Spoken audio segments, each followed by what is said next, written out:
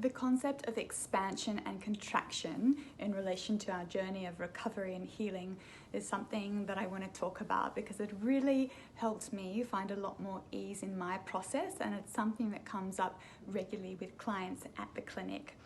When we are going on this very intense yet wonderful journey of recovering and working through our trauma, what can happen is that we move forward, we make a breakthrough, we experience some kind of integrated change, and we feel really, really good about that.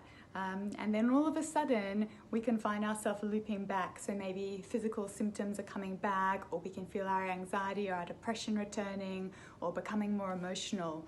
And certainly for me and many of my clients, we tend to get a bit annoyed with ourselves about it and be really anxious that, oh dear, like it's not working. What I'm doing, all this energy I'm putting into my recovery, it's not sticking. And when we start to loop into that experience of anxiety and also start being pretty mean to ourselves, it's like everything stops and we're not able to continue to move forward. Now, if we connect to the concept of expansion and contraction, I think it can be really helpful. So our journey of recovery and healing is a little bit like our breath. We inhale and we exhale, we inhale and we exhale, we expand, we contract, we expand, we contract.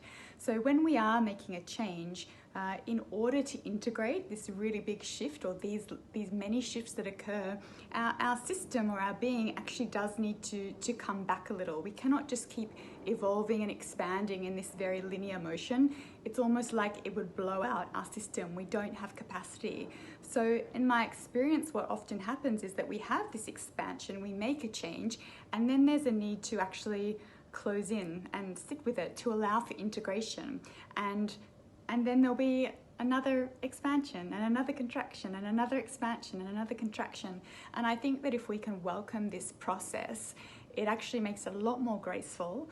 We can stay in a space of self-compassion rather than being pretty mean to ourselves. And we can acknowledge, okay, well, something great just happened and now I need a chance to integrate it. And if those symptoms or old experience do start to, I guess, rear their head again, I think there's something that can free us up in knowing that that's normal and they're going to go. I think when we have spent so long in a really, really bad space with our trauma or the difficult things in our lives, there can be this huge, very real fear that we're going to go back there. We're going to go back to those awful places.